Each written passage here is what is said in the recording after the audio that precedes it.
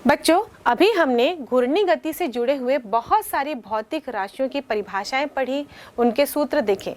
इनमें से बहुत सारी भौतिक राशियां एक दूसरे से जुड़ी हुई हैं। तो चलिए इन राशियों में संबंध स्थापित करते हैं। सबसे पहले हम देखते हैं बल आघूर्ण और जड़त्व आघूर्ण में क्या संबंध है। बच्चों, न्यूटन के गति के दूसरे नियम से हम जानते हैं बल बराबर होता है द्रव्यमान इंटू त्वरण। यदि किसी m द्रव्यमान के पिंड पर F बल आरोपित किया जाता है तो वह उसमें उसके वेग में परिवर्तन कर सकता है या यूं कहे उसमें त्वरण उत्पन्न कर सकता है, और इसी आधार पर हम देते हैं फॉर्मूला F = m × a। और हम जानते हैं कि यदि वस्तु घूर्णी गति कर रही हो तो उसमें हम बल न लगा के बल आघूर्ण का प्रयोग करते हैं। मान लीजिए वस्तु घूर्णी गति कर रही है और उसमें अल्फा कोणीय त्वरण उत्पन्न हो रहा है। हम जानते हैं रेखीय त्वरण और कोणीय त्वरण में क्या संबंध है, A = α/r। तो अब हम जो सूत्र रेखीय गति के लिए देखे थे उसके आधार पर हम कोणीय गति के लिए सूत्र ज्ञात करेंगे, यानी कि जड़त्व आघूर्ण और बल आघूर्ण में संबंध ज्ञात करने वाले हैं। तो हम A के स्थान पर लिखेंगे α/r। तो इस प्रकार बल बराबर हो जाएगा m∝r। और हम घूर्णी गति करवा रहे हैं तो वहाँ पे बल के जगह बल आघूर्ण की आवश्यकता होती है। तो हम लिखते हैं टाउ बराबर F × r, जहाँ F वस्तु पे लगाया गया बल है और r उसकी घूर्णन अक्ष से दूरी होती है। तो इस प्रकार टाउ बराबर हो जाएगा m∝r × r, या यूँ कहे तो टाउ बराबर हो जाएगा m∝r²। ये तो हमने एक कण की बात की, लेकिन वस्तु में तो ऐसे ही n कण होंगे। यदि हम सभी कणों की बात करें तो ये जो बल आघूर्ण होगा वो सभी कणों के बल आघूर्ण का योग होगा। तो हम लिखेंगे टाउ बराबर α m1r1² plus α m2r2² plus α m3r3²। इस प्रकार ये सभी कणों का योग होगा। यहाँ पर अल्फा सभी टर्म में कॉमन है, हम कॉमन ले लेते हैं तो हमें मिलेगा अल्फा ब्रैकेट के अंदर m1r1² प्लस m2r2² इस प्रकार। और ये सभी का जब हम योग ले रहे हैं तो हम इसे समेशन चिन्ह द्वारा दर्शा सकते हैं। हम लिखेंगे टाउ बराबर अल्फा समेशन ऑफ mi/ri², जहाँ i का मान 1 से लेकर n तक वेरी कर रहा है, और ये राशि होती है जड़त्व आघूर्ण जिसे हम I से प्रदर्शित करते हैं। तो हम लिखेंगे टाउ बराबर α I, और ये संबंध है बल आघूर्ण और जड़त्व आघूर्ण में। और इस सूत्र से स्पष्ट है कि जिस वस्तु का जड़त्व आघूर्ण जितना अधिक होगा उसमें घूर्णी गति उत्पन्न करने के लिए उतने ही अधिक बल आघूर्ण की आवश्यकता होगी। अब हम किसी वस्तु के कोणीय संवेग और उसके जड़त्व आघूर्ण में संबंध स्थापित करते हैं। बच्चों, किसी वस्तु का रेखीय वेग उसके द्रव्यमान और वेग का गुणनफल होता है, और हम लिख सकते हैं P = m × v। और हम यह भी जानते हैं रेखीय वेग और कोणीय वेग में संबंध होता है v = r⍵। इसलिए हम किसी वस्तु का रेखीय संवेग लिख सकते हैं P = m⁴ इससे पहले हमने बच्चों कोणीय संवेग और रेखीय संवेग में भी संबंध देखा था। कोणीय संवेग बराबर होता है रेखीय संवेग इंटू घूर्णन अक्ष से दूरी। मान लीजिए घूर्णन अक्ष से दूरी r है, तो हम लिखते हैं L बराबर m⁴ × r, या फिर लिखेंगे m⁴²ω। ये एक कण के लिए। मान लीजिए किसी पिंड में निकाय में n कण हैं और n कण के लिए हम कोणीय संवेग निकालें तो ये पूरे कण के कोणीय संवेग का योग होगा। तो हम लिखेंगे L बराबर m1r1² प्लस m2r2²ω, और सभी कणों को इस प्रकार हम योग करते जाएंगे। बच्चों, यहाँ पर ओमेगा कोणीय वेग है, और यहाँ पर वस्तु यदि घूर्णी गति कर रही है तो वो नियत कोणीय वेग से गति कर रही है। इसलिए यहाँ पर हम ω1 ω2 हर कण के लिए अलग अलग नहीं लिखेंगे, क्योंकि सारे कण जो एक पिंड में घूर्णी गति कर रहे हैं वो एक नियत कोणीय वेग से ही घूर्णी गति करेंगे। और इस प्रकार हम देखें तो L बराबर हो जाएगा ओमेगा सब में से कॉमन है, कॉमन ले लेंगे तो ये जगह m1 r1 square plus m2 r2 square और सबका समेशन आगे हम देखेंगे ऐड करते जा रहे हैं, तो इसके स्थान पर हम समेशन चिन्ह का इस्तेमाल कर सकते हैं। तो L बराबर हो जाएगा omega summation of mi ri square, जहाँ पर i का मान 1 से लेकर n तक वेरी कर रहा होगा और ये टर्म जड़त्व आघूर्ण को रिप्रेजेंट करता है। तो इस तरह से हम देखें L बराबर होता है i ओमेगा, और सदिश रूप में देखें तो वेक्टर L बराबर I इंटू वेक्टर ओमेगा, और ये संबंध है कोणीय संवेग और जड़त्व आघूर्ण में। और इस सूत्र से ये स्पष्ट है कि किसी भी वस्तु का कोणीय संवेग उसके जड़त्व आघूर्ण के समानुपाती है। जड़त्व आघूर्ण अधिक होगा तो उसका कोणीय संवेग भी अधिक होगा। तो चलो बच्चों, इसी सूत्र पर आधारित एक आंकिक प्रश्न बनाते हैं। किसी अक्ष के परितः घूमते हुए एक पिंड का जड़त्व आघूर्ण 5 इंटू 10⁻⁻5 किलोग्राम मीटर स्क्वायर है। उसमें 4 रेडियन प्रति सेकंड स्क्वायर का त्वरण उत्पन्न करने के लिए आवश्यक बल आघूर्ण की गणना कीजिए। इस प्रश्न में दिया गया है I बराबर 5 इंटू 10⁻⁻5 किलोग्राम मीटर स्क्वायर और कोणीय त्वरण अल्फा बराबर 4 रेडियन प्रति सेकंड स्क्वायर। यहाँ पर हम सूत्र लगाएंगे tau equal to I alpha, और सूत्र में मान रखने पर हमें मिलेगा 5 इंटू 10⁻⁻5 इंटू 4, और इसे जब हम हल करेंगे तो हमें मिलेगा tau equal to 2 into 10⁻⁻4 newton metre.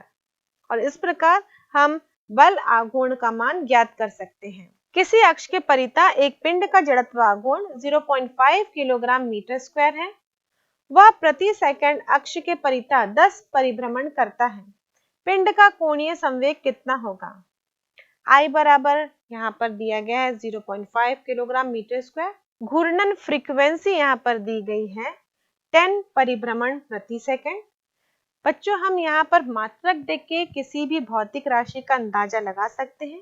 यहाँ पर परिभ्रमण प्रति सेकंड में दिया गया है, मतलब ये नंबर ऑफ साइकिल्स पर सेकंड बता रहा है, और नंबर ऑफ साइकिल पर सेकंड किसी भी घूमती हुई वस्तु की फ्रीक्वेंसी होती है, इसलिए इसे हम फ्रीक्वेंसी मानते हुए न्यू बराबर लिखेंगे 10 परिभ्रमण प्रति सेकंड। और सूत्र अनुसार L बराबर I ओमेगा होता है, तो हम लिखेंगे L बराबर I इंटू 2 पाई न्यू, जहां ओमेगा बराबर 2 पाई न्यू होता है। तो इस सूत्र में मान रखने पर हमें मिलेगा L equal to 0.5 into 2 into 3.14 into 10, और सबको सॉल्व करने पर हमें मिलेगा L equal to 31.4 kilogram metre प्रति सेकंड। इस तरह हम इस पिंड का कोणीय संवेग ज्ञात कर सकते हैं। अब हम कोणीय संवेग और घूर्णन गतिज ऊर्जा में संबंध स्थापित करेंगे। किसी भी घूर्णी गति करते हुए वस्तु की घूर्णन गतिज ऊर्जा को हम इस सूत्र द्वारा दर्शाते हैं, E के बराबर 1/2 I ओमेगा स्क्वायर, जहाँ ई जड़त्व आघूर्ण है और ओमेगा कोणीय वेग है। इस सूत्र में ओमेगा स्क्वायर को मैं ओमेगा इंटू ओमेगा लिख सकती हूँ, तो E के बराबर होगा 1/2 I ओमेगा इंटू ओमेगा। और अभी हमने सूत्र से देखा कि जड़त्व आघूर्ण और कोणीय वेग का गुणनफल कोणीय संवेग के बराबर होता है, तो मैं इसे L से दर्शा सकती हूँ। तो यहाँ से ये सूत्र बन जाएगा E के बराबर L इंटू ओमेगा अपॉन 2, और इसे आगे सिंप्लीफाई करें तो L बराबर हो जाएगा 2E के अपॉन ओमेगा। और ये संबंध है कोणीय संवेग और घूर्णी गतिज ऊर्जा में। इस प्रकार हम देखें तो कोणीय संवेग घूर्णी गतिज ऊर्जा और कोणीय वेग के अनुपात का दुगना होता है। इस सूत्र को हम दूसरे तरीके से भी लिख सकते हैं। हमने देखा घूर्णी गतिज ऊर्जा E के बराबर होती है 1/2 I ओमेगा स्क्वायर। अब इन दोनों पक्षों में मैं 2I से गुणा कर दूं तो ये हो जाएगा 2I E के बराबर I स्क्वायर ओमेगा स्क्वायर, और इसे हम एक ब्रैकेट में लिख सकते हैं I ओमेगा का होल स्क्वायर, और हम जानते हैं I इंटू ओमेगा बराबर L होता है, तो 2I E के बराबर हो जाएगा L स्क्वायर, और यहाँ से घूर्णी गतिज ऊर्जा E के बराबर होगी L स्क्वायर अपॉन 2I। तो यहाँ पर हमने सूत्र को अलग ढंग से लिखा है, यहाँ पर एक ही सूत्र को अलग अलग लिखने का सिर्फ यही मकसद है कि जब आपको न्यूमेरिकल क्वेश्चंस दिए जाएं तो आप अलग अलग सूत्रों की सहायता से उनको हल कर सकें। अब हम घूर्णी गति करते हुए किसी वस्तु के लिए कोणीय संवेग संरक्षण के नियम को देखते हैं। बच्चों, हम सबसे पहले रेखीय संवेग संरक्षण के बारे में पढ़ते हैं। हमने न्यूटन की गति के दूसरे नियम से जाना था कि जब हम किसी वस्तु पर बल लगाते हैं तो उसके संवेग में परिवर्तन होता है, इसलिए तो हम कहते हैं संवेग परिवर्तन की दर उसके पर आरोपित बल के समानुपाती होती है। अब रेखीय संवेग संरक्षण का नियम क्या कहता है कि यदि वस्तु पर कोई बल लगाया ही ना जाए बाहर से, उस समय उसका रेखीय संवेग संरक्षित रहता है। इसी प्रकार कोणीय संवेग संरक्षण का नियम भी यही कहता है, यदि वस्तु पर कोई बल आघूर्ण ना लगाया जाए तो उसका कोणीय संवेग संरक्षित रहता है। हमने बच्चों संबंध देखा था कोणीय संवेग और बल आघूर्ण में। इस संबंध के अनुसार टाउ बराबर होता है dl/dt। यदि बल आघूर्ण शून्य हो, कोई बल आघूर्ण ना लगाया जाए, उस कंडीशन में टाउ बराबर 0 लिखेंगे, यानी कि dl/dt बराबर भी 0 लिखेंगे। और यहाँ हम देख रहे हैं किसी राशि का अवकलन शून्य है, इसका मतलब वो एक नियत राशि होगी। और इस तरीके से हम लिख सकते हैं L बराबर कांस्टेंट, यानी कि कोणीय संवेग यहाँ पर एक नियत राशि हो जाएगी यदि बाह्य बल आघूर्ण ना लगाया जाए। और यूं कहे, बल आघूर्ण की अनुपस्थिति में किसी भी घूर्णी गति करते हुए वस्तु का कोणीय संवेग नियत होता है।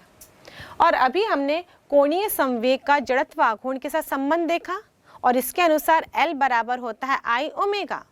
तो इस आधार पर I ओमेगा भी नियत हो जाएगा, यानी किसी घूर्णी गति करते हुए वस्तु पर यदि बल आघूर्ण ना लगाया जाए, बल आघूर्ण का मान शून्य हो, तो उस समय जड़त्व आघूर्ण और कोणीय वेग का गुणनफल एक नियत राशि होती है। मान लीजिए किसी घूर्णी गति करते हुए वस्तु की पहली स्थिति में उसका जड़त्व आघूर्ण I1 था और इसी स्थिति में उसका कोणीय वेग ओमेगा 1 है, लेकिन स्थिति चेंज होने के पश्चात उसका जड़त्व आघूर्ण I2 होता है और उसका कोणीय वेग ओमेगा 2। तो कोणीय संवेग संरक्षण के नियम के अनुसार I1 ओमेगा 1 I2 ओमेगा 2 के बराबर होगा। और इस प्रकार हमने कोणीय संवेग संरक्षण का गणितीय रूप देखा और हम बहुत सारे नियम के गणितीय रूप देख लेते हैं, उन्हें जान जाते हैं, उसको पूरा डिराइव कर लेते हैं, सूत्र भी याद हो जाता है हमें, लेकिन वो कैसे अप्लाई होते हैं हमारे दैनिक जीवन में वो हम नहीं समझ पाते हैं। और ये समझना हमारे लिए बहुत ज़रूरी है क्योंकि फिजिक्स हमारे डेली लाइफ से जुड़ा हुआ कॉन्सेप्ट है और जब उसको हम अपने दैनिक जीवन में अप्लाई नहीं करेंगे तो केवल सूत्र याद करने से उन चीज़ों का कोई महत्व नहीं रह जाता। तो इसीलिए इन कॉन्सेप्ट को समझने के लिए हम कुछ अपने आसपास के उदाहरण लेते हैं। जैसे कि मैंने अभी कहा कि कोणीय संवेग संरक्षित रहता है। इस कोणीय संवेग संरक्षण के नियम के अनुसार अब ये संरक्षित रहता है यानी कि नियत रहता है, तो उसका क्या प्रभाव होगा, ये कैसे अपने दैनिक जीवन में एप्लीकेबल होगा। बच्चों, आपने नर्तकी को नाचते हुए देखा है, जब वो अपने दोनों हाथों को फैलाकर गोल घूमती है तो उसका कोणीय वेग कम रहता है, लेकिन अगर उसी समय वो अपने हाथों को अपने पास कर लेती है या नीचे ले आती है, उस समय हम देखते हैं उसकी स्पीड घूमने की बढ़ जाती है, या यूं कहें उसका कोणीय वेग बढ़ जाता है। और ये क्या है, ये कोणीय संवेग संरक्षण के नियम पर आधारित है, क्योंकि अभी जब एक बार नर्तकी ने घूमना शुरू किया उसके बाद उस पर कोई भी बाह्य बल नहीं लग रहा है, लेकिन जब उसने अपने हाथों को फैलाया था तो उसका जड़त्व आघूर्ण का मान अधिक था और हम देख रहे हैं कि I1 ओमेगा 1 बराबर I2 ओमेगा 2 होगा। इसका मतलब जड़त्व आघूर्ण और कोणीय वेग का गुणनफल नियत होना है। अब पहली वाली स्थिति में जो I और ओमेगा का गुणनफल है वो दूसरी वाली स्थिति में भी उतना ही रहना चाहिए। अब पहली वाली स्थिति में हम देख रहे हैं कि जड़त्व आघूर्ण का मान अधिक है।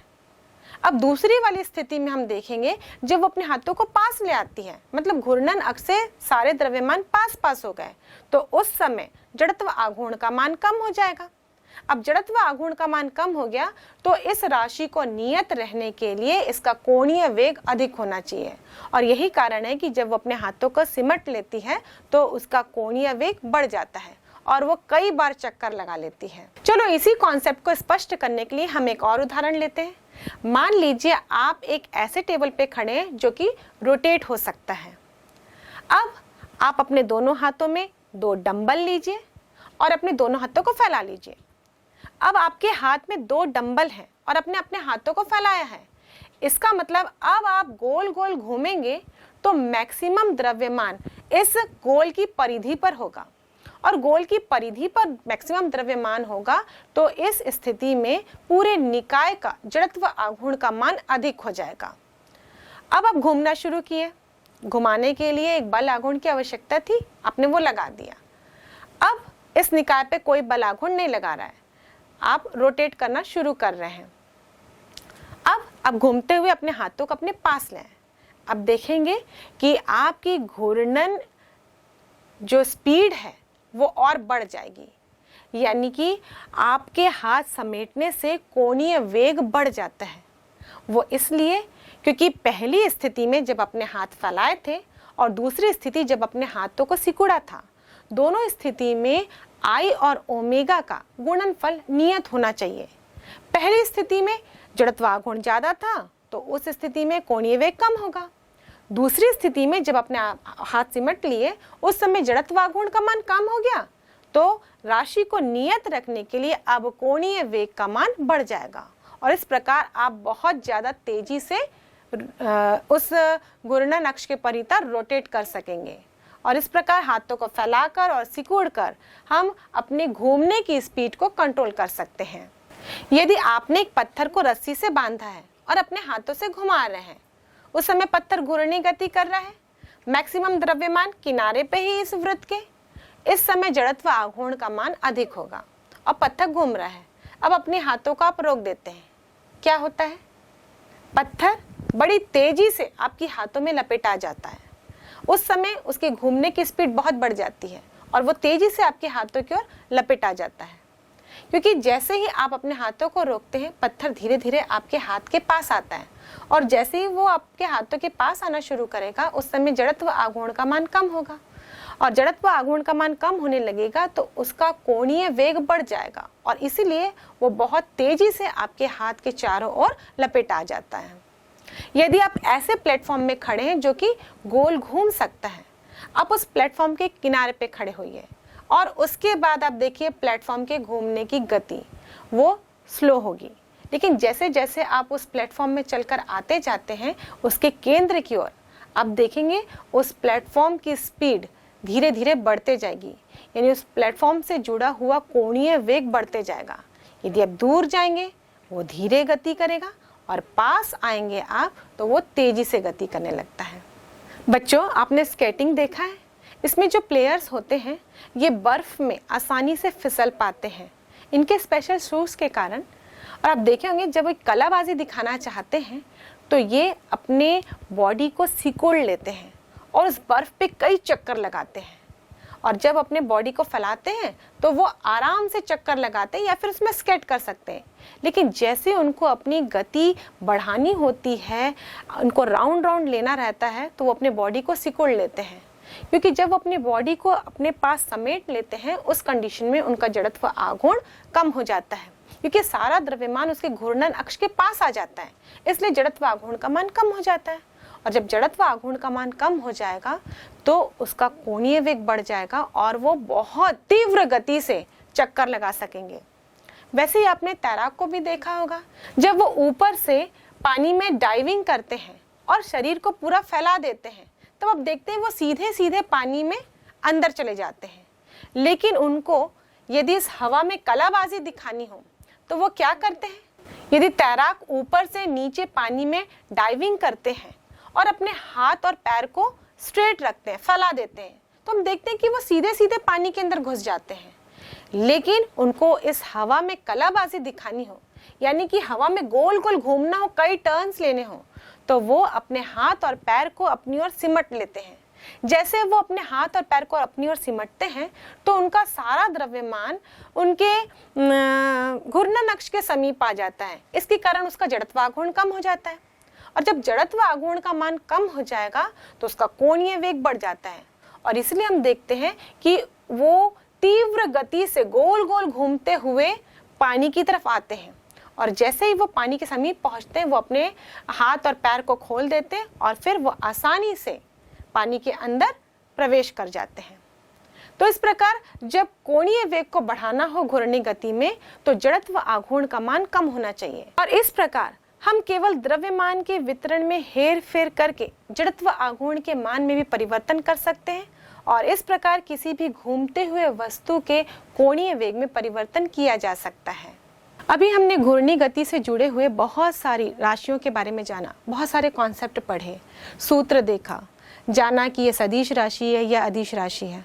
और जब भी मैं इन राशियों के बारे में चर्चा कर रही थी मैं आपसे बार बार कह रही थी कि आप इन्हें रेखीय गति से कंपेयर करते हुए पढ़ें क्योंकि बेसिक कॉन्सेप्ट तो वही रहते हैं। और अगर हम रेखीय गति से कंपेयर करते हुए इन घूर्णी गति के राशियों का अध्ययन करें तो ये हमें आसानी से भी याद हो जाएंगे और हमें आसानी से समझ भी आ जाएगा और इस पर आधारित जब हमें कोई आंकिक प्रश्न मिलेंगे तो हम इसे अच्छी तरह से अप्लाई कर पाएंगे। तो हम एक सारणी बनाते हैं जिसमें एक साइड हम रेखीय गति में जिन जिन राशियों का अध्ययन कर चुके हैं उसके आधार पर घूर्णी गति में जब उनकी चर्चा करते हैं तो उनका रूप किस प्रकार चेंज हो जाता है, लिखने में क्या फ़र्क आता है और किस तरीके से उसको डिनोट किया जाता है। तो आइए बच्चों इस सारणी को हम देखते हैं। इस सारणी में हम रेखीय गति से जुड़े हुए कुछ टर्म्स देखेंगे और साथ ही ये भी देखेंगे कि वो घूर्णी गति में किस प्रकार रिप्रेजेंट किए जाते हैं और इन दोनों में क्या संबंध है ये भी हम इस सारणी में देखेंगे। सबसे पहला विस्थापन, जिसे रेखीय गति में हम x से दर्शाते हैं जबकि कोणीय विस्थापन को हम थीटा से दर्शाते हैं और कोणीय विस्थापन बराबर होता है रेखीय विस्थापन अपॉन दूरी। ये जो दूरी हमने ली है ये घूर्णन अक्ष से दूरी कहलाती है। या हम यूं कह सकते हैं कोई वस्तु यदि घूर्णी गति कर रहा है तो घूर्णन अक्ष से उसकी दूरी जितनी होगी उसे हम r से दर्शाएंगे। रेखीय गति में हम लिखते हैं रेखीय वेग, इसे v से दर्शाया जाता है, जबकि घूर्णी गति में हम कोणीय वेग लिखते हैं, इसे ओमेगा से दर्शाया जाता है और v बराबर ओमेगा r होता है। रेखीय वेग को हम dx अपॉन dt लिखते हैं जबकि कोणीय वेग को हम d थीटा अपॉन dt लिखते हैं। रेखीय गति में रेखीय त्वरण a से दर्शाया जाता है जबकि घूर्णी गति में कोणीय त्वरण अल्फा से दर्शाया जाता है जहां a बराबर अल्फा r होता है। रेखीय त्वरण को हम dv अपॉन dt से दर्शाते हैं जबकि कोणीय त्वरण को हम d ओमेगा अपॉन dt से दर्शाते हैं। रेखीय त्वरण समय के साथ साथ रेखीय वेग में परिवर्तन होता है जबकि कोणीय त्वरण कोणीय वेग में समय के साथ साथ परिवर्तन होता है। रेखीय गति में हम द्रव्यमान को m से दर्शाते हैं और द्रव्यमान का संबंध किसी वस्तु के जड़त्व से होता है। वस्तु का द्रव्यमान जितना अधिक होगा उतना ही उसका जड़त्व भी होता है। इसलिए हम घूर्णी गति में द्रव्यमान के स्थान पर जड़त्व आघूर्ण लिखते हैं। मतलब जिस संदर्भ में हम द्रव्यमान की बात करते हैं घूर्णी गति में हम उसी संदर्भ में जड़त्व आघूर्ण की बात करते हैं और यह I से दर्शाया जाता है जहां I बराबर mr² होता है। रेखीय गति में हम आरोपित बाह्य बल को F से दर्शाते हैं जबकि घूर्णी गति में हम बल के स्थान पर बल आघूर्ण शब्द का इस्तेमाल करते हैं और इसे टाउ से दर्शाया जाता है जहां टाउ बराबर r क्रॉस F होता है। न्यूटन के गति के दूसरे नियम से F बराबर dp अपॉन dt होता है यानी कि रेखीय संवेग में परिवर्तन की दर। वही घूर्णी गति में टाउ बराबर dl अपॉन dt होता है यानी कोणीय संवेग में परिवर्तन की दर।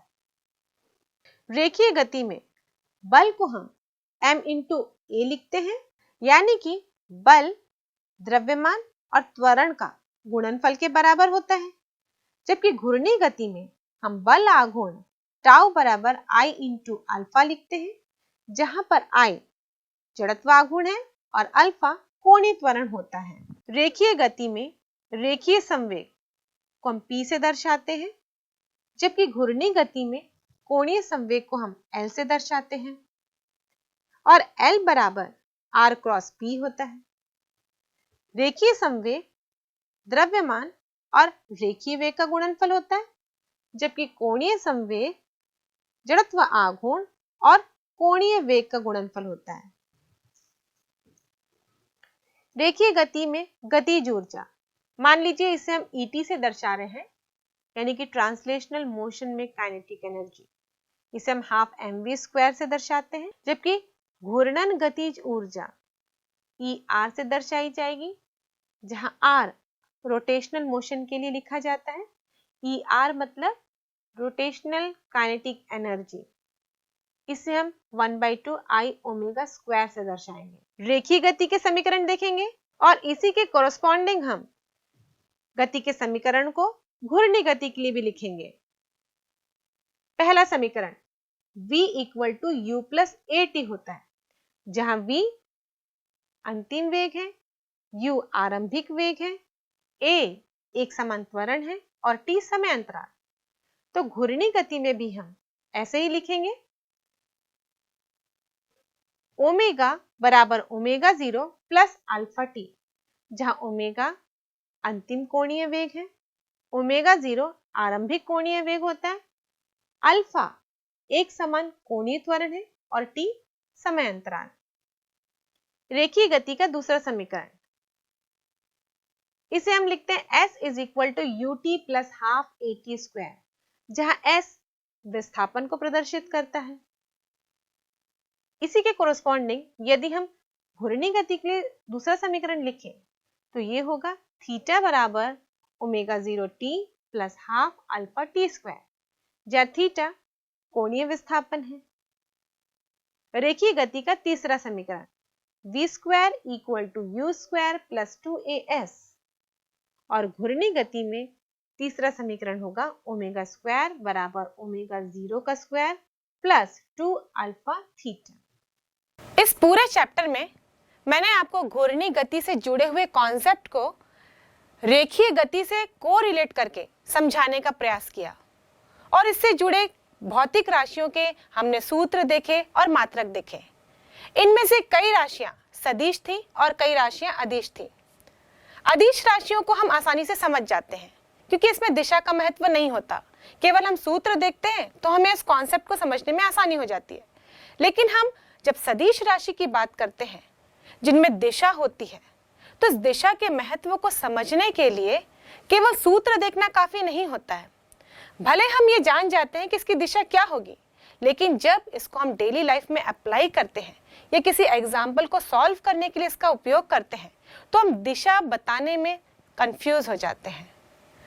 वैसे हमने जाना है कि यदि दो सदिशों के बीच में क्रॉस प्रोडक्ट होता है यानी कि सदिश गुणन, तो उसका जो रिजल्टेंट होता है वो दोनों सदिशों के तल के लंबवत तल में होता है। इस चीज को हम सूत्र के अनुसार या फिर कॉन्सेप्ट के अनुसार समझ चुके हैं, पर फिर भी जब किसी दो सदिशों के बीच के रिजल्टेंट सदिश के दिशा बताने की बात आती है तो हम वहां पर थोड़ी सी गलती कर सकते हैं। और इसी चीज को समझने के लिए मैं आपके सामने एक सरल उदाहरण लेती हूँ। इस सरल उदाहरण की सहायता से हम देखेंगे कि जो भी कॉन्सेप्ट अभी तक हमने पढ़े हैं उसको यहाँ पर किस तरीके से अप्लाई किया जा सकता है। बच्चों, हमने न्यूटन की गति के दूसरे नियम से ये जाना था कि F equal to dp upon dt होता है, यानी कि किसी वस्तु पर जब हम बल लगाते हैं तो वो उसके संवेग में परिवर्तन कर देता है। और यहाँ पर हम देखें तो बल और संवेग ये दोनों ही सदिश राशि है। अब बल लगा रहे हैं मतलब उसकी एक निश्चित दिशा होगी, उसके कारण उसके संवेग में परिवर्तन हो रहा है, तो यह संवेग किस दिशा में होगा? तो इस सूत्र के अनुसार हम देखें तो जो फोर्स की दिशा होगी वही संवेग की दिशा होगी, यानी कि फोर्स लगाने पर लीनियर मोमेंटम भी उसी डायरेक्शन में ही चेंज होगा। इसका उदाहरण हम लेते हैं। मान लीजिए हमारे सामने एक वस्तु है, इस पर हम फोर्स लगा रहे हैं, तो जिस डायरेक्शन में फोर्स लगाया जा रहा है उसी डायरेक्शन में इसका लीनियर मोमेंटम इंक्रीज होगा। फोर्स अधिक होगा, लीनियर मोमेंटम भी अधिक होगा। फोर्स कम होगा तो लीनियर मोमेंटम में चेंज भी कम होगा। तो इस प्रकार फोर्स और लीनियर मोमेंटम की डायरेक्शन सेम है। अब इसी कॉन्सेप्ट को हम घूर्णी गति में अप्लाई करते हैं। घूर्णी गति में हम फोर्स के जगह टॉर्क लगाते हैं, यानी कि बल के जगह बल आघूर्ण, और उसके कारण उसके एंगुलर मोमेंटम यानी कि कोणीय संवेग में परिवर्तन होता है। और इसलिए हम गति के दूसरे नियम के अनुसार लिखते हैं टाउ बराबर dl/dt। और इस सूत्र से स्पष्ट है कि जो टाउ की डायरेक्शन होगी यानी कि बल आघूर्ण की दिशा होगी, उसी दिशा में ही कोणीय संवेग में परिवर्तन होगा, या यूं कहें कोणीय संवेग की दिशा भी वही होगी। अब यहां पर हमने एक पहिया लिया है, व्हील। इस व्हील में हम देखें तो इसका मैक्सिमम द्रव्यमान इसकी परिधि पर है, इसकी रिम पर है, यानी कि एक फ्लाई व्हील है, यानी कि गतिपालक पहिया। इस गतिपालक पहिए के बारे में ऑलरेडी चर्चा कर चुके हैं कि इस गतिपालक पहिए में पूरा द्रव्यमान इसके रिंग में कॉन्सेंट्रेट होने के कारण इसका जड़त्व आघूर्ण अधिक होता है, और इसीलिए जब इसे घुमाया जाता है यानी कि इस पे जब बल आघूर्ण लगाया जाता है तो वो एक समान कोणीय वेग से गति करने लगता है, या यूं कहे कि इसकी गतिज ऊर्जा नियत रहती है। अब हम इस व्हील में घूर्णी गति उत्पन्न करते हैं। घूर्णी गति उत्पन्न करने के लिए इसमें हमें बल आघूर्ण लगाना होगा। इस पहिए में कुछ इस प्रकार अरेंजमेंट है कि बीच में आप देखें इसके सेंटर में जहां स्पोक सारे जुड़े हैं, हम एक सपोर्ट दे सकते हैं ताकि इस पहिए को बैलेंस कर सकें। फिलहाल हम इस पहिए को इस डायरेक्शन में घुमाते। यदि मैं इस पहिए को इस डायरेक्शन में खींचने का प्रयास कर रही हूँ, यानी कि बल की दिशा नीचे की ओर है, और इसके घूर्णन अक्ष से इस बल की दूरी ये स्पोक की लंबाई है यानी कि r, तो ये क्रिएट करेगा टॉर्क यानी कि बल आघूर्ण। अब इस बल आघूर्ण की दिशा क्या होगी? तो इस बल आघूर्ण की दिशा कुछ इस प्रकार होगी कि इस r और f ये दोनों के तल के लंबवत हो।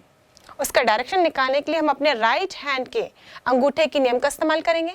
मैं अपनी उंगलियों को यदि r से f की तरफ कर्ल करूं तो बल आघूर्ण की दिशा अंगूठे की दिशा द्वारा बताई जाएगी, यानी कि इस कंडीशन में जो टॉर्क होगा वो इस बोर्ड के लंबवत सामने की ओर होगा, मतलब आपकी ओर आ रहा होगा।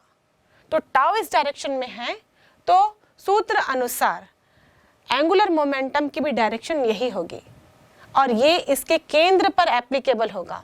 और यहाँ से क्लियर है कि जब इस चक्के को घुमाया जाएगा तो इसके एंगुलर मोमेंटम का डायरेक्शन भी इस बोर्ड के लंबवत सामने की ओर होगा। जैसे ही हम टॉर्क के मान को बढ़ाते जाते हैं, बल आघूर्ण बढ़ाते जाते हैं, तो एंगुलर मोमेंटम का मान भी बढ़ते जाता है, और ये इस बोर्ड के लंबवत अपवर्ड सामने की ओर बढ़ता ही जाएगा, और इसी कारण ये चक्का लगातार घूमते रहेगा। तो इस प्रकार हमने देखा कि जब हम चक्के को घुमा रहे हैं यानी कि घूर्णी गति उत्पन्न कर रहे हैं, तो उसके एंगुलर मोमेंटम का डायरेक्शन उस चक्के के घूर्णन अक्ष के समांतर है, और इस केस में जब हम इसको इस प्रकार एंटी क्लॉकवाइज घुमा रहे हैं तो ये बोर्ड के लंबवत सामने की ओर है। अगर हम क्लॉकवाइज घुमाएंगे तो इसका डायरेक्शन चेंज हो जाएगा, बोर्ड के लंबवत ही रहेगा पर ये अंदर की ओर होगा। अब मान लीजिए हमने कुछ इस प्रकार व्यवस्था की है कि इस पहिए को एक साइड से हमने रस्सी के जरिए लटका दिया है, सिर्फ एक साइड से सपोर्ट मिल रहा है, दूसरे साइड से यहाँ पर कोई सपोर्ट नहीं है। फिलहाल इस चक्के को मैंने पकड़ कर रखा है, लेकिन जैसे ही मैं सपोर्ट को हटाऊंगी, अपने हाथ को हटाऊंगी, तो यहाँ पर दो बल कार्य करेंगे। एक तो रस्सी पे लगने वाला बल ऊपर की ओर होगा, दूसरा गुरुत्वाकर्षण बल जिसके कारण ये पहिया नीचे की ओर जाएगा, यानी कि बल नीचे की ओर काम करेगा। यहाँ पर हम देख रहे हैं दो बल अपोजिट डायरेक्शन में हैं जिनकी क्रिया रेखा अलग अलग है, और ये जो लंबाई दिख रही है इस पहिए में जो हमने इसके सेंटर से सपोर्ट लगाया है, ये दोनों बलों के बीच का डिस्टेंस है, और यही दो बल इसमें टॉर्क उत्पन्न करेंगे यानी कि बल आघूर्ण लाएंगे। यहाँ पर टाउ की दिशा क्या होगी? टाउ बराबर होता है d क्रॉस f। तो ये d है, मतलब इस सेंटर से जो सपोर्ट दिया है वो d है, दोनों बलों के बीच की लंबवत दूरी, और कोई भी एक बल का मान ले लेते हैं। तो टॉर्क की दिशा क्या होगी? यहाँ पर भी हम टॉर्क की दिशा निकालने के लिए एक बल से दूसरे बल की ओर मुड़ते हैं। मान लीजिए इस बल में डायरेक्शन अपवर्ड है, दूसरे बल का डायरेक्शन डाउनवर्ड है। हम अपने फिंगर्स को इस प्रकार कर्ल करेंगे तो यहाँ पर भी टाउ की डायरेक्शन सामने की ओर होगी। तो ये क्लियर हो गया कि टाउ इस चक्के पर आप देख रहे हो डिस्टेंस d और f दोनों के लंबवत होगा, और इस कंडीशन में यदि मैं टाउ की डायरेक्शन निकालूं तो इस चक्के पर ही होगी और लंबवत होगी। लेकिन जब हम घुमा रहे थे तो उसके सेंटर में था और सेंटर से लंबवत था। अब इसको और क्लियर करते हैं। हमने देखा कि टाउ बराबर dl/dt होता है, यानी कि एंगुलर मोमेंटम टाउ की दिशा में ही जाने का प्रयास करेगा, यानी कि बल आघूर्ण जिस दिशा में होगा एंगुलर मोमेंटम भी उसी दिशा में ही चेंज होगा, या दोनों की दिशा एक होगी, हम यूं कह सकते हैं। अब देखते हैं, इस चक्के को हम घुमाएंगे और साथ साथ इसे सपोर्ट भी हटा देंगे ताकि इसे टॉर्क भी मिले इस पृथ्वी से लगने वाले गुरुत्वाकर्षण बल के कारण, और साथ में रस्सी में जो टेंशन है उसके बल के कारण इसको एक टॉर्क मिले, और साथ साथ घुमाने के कारण भी इसमें जो एंगुलर मोमेंटम हो रहा है वो भी प्रोड्यूस हो। इस कंडीशन में ये चक्का कैसे रोटेट करेगा? जब ये रोटेट नहीं कर रहा था, इसको हम छोड़ देंगे तो ये इस प्रकार नीचे की ओर गिर जाएगा, क्योंकि गुरुत्वाकर्षण नीचे काम कर रहा है। लेकिन अब घुमा के देखते हैं। घुमाने से अभी हमने जाना कि इसका जो एंगुलर मोमेंटम है वो इसको घुमाते ही रहेगा लगातार। एक बार हमने घुमा दिया, उसके बाद हमने टॉर्क हटा दिया, और हम ये भी जान रहे थे कि जब टॉर्क हटा देते हैं तो एंगुलर मोमेंटम कंजर्व रहता है, मतलब वो उसी एंगुलर वेलोसिटी से घूमता ही रहना चाहिए। अब देखते हैं कि इस चक्के पे क्या फर्क पड़ता है जब ये घूम भी रहा है और इसे सपोर्ट भी हटा दिया जाए। ये देखिए, ये एग्जैक्टली वैसा ही हुआ जैसे हमने थ्योरी में कैलकुलेट किया। ये घूम तो रहा है अपने अक्ष पे, साथ साथ ये रोटेट कर रहा है एंटी क्लॉकवाइज डायरेक्शन में। ऐसा क्यों हो रहा है? क्योंकि टॉर्क की डायरेक्शन सामने थी, एंगुलर मोमेंटम इस डायरेक्शन में था। अब टॉर्क एंगुलर मोमेंटम को अपने डायरेक्शन में लेकर जाने का प्रयास करेगा, और इसीलिए चक्का टॉर्क के डायरेक्शन में ही धीरे धीरे रोटेट होगा। और इस प्रकार जैसा हमने थ्योरी में सोचा था वैसे ही यहाँ पर टॉर्क की दिशा थी, एंगुलर मोमेंटम की दिशा थी।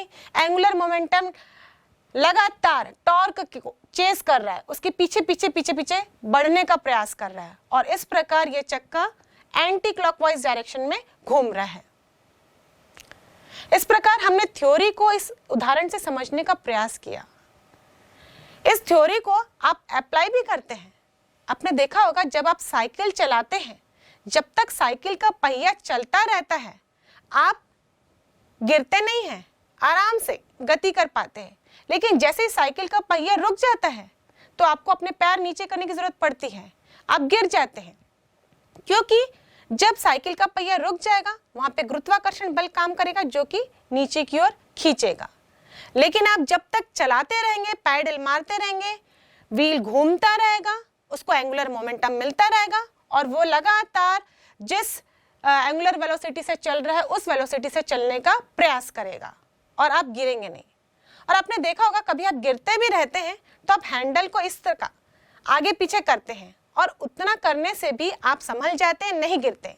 क्योंकि जब आप हैंडल को पकड़ते हैं आप देखोगे कि हैंडल से जो आने वाली पाइप है वो चक्के के बीच से गुजरने वाले पाइप से ही जुड़ी हुई है। तो जब आप हैंडल को आगे पीछे करते हैं यानी कि आप चक्के को टॉर्क देते हैं। आप किसी भी डायरेक्शन में कर रहे हैं तो आप टॉर्क दे रहे हैं, और आप टॉर्क देंगे तो एंगुलर मोमेंटम टॉर्क के डायरेक्शन में ही काम करेगा, और इसलिए साइकिल जरूर लहराती है लेकिन आपको गिरने से बचा लेती है। तो इस प्रकार हमने दिशा को ध्यान में रखते हुए सारे कॉन्सेप्ट को समझने का प्रयास किया, और इस प्रकार उस उदाहरण को हमने अपने डेली लाइफ एग्जाम्पल से भी जोड़ा। तो आप भी इस चैप्टर के सारे कॉन्सेप्ट को जिसमें कि डायरेक्शंस दिए गए हैं यदि अपने डेली लाइफ से जोड़ते हैं तो डायरेक्शंस को ज़रूर ध्यान दें कि ये सदिश राशि किस डायरेक्शन में काम कर रही है और इसकी वजह से इसमें क्या परिवर्तन हो रहा है।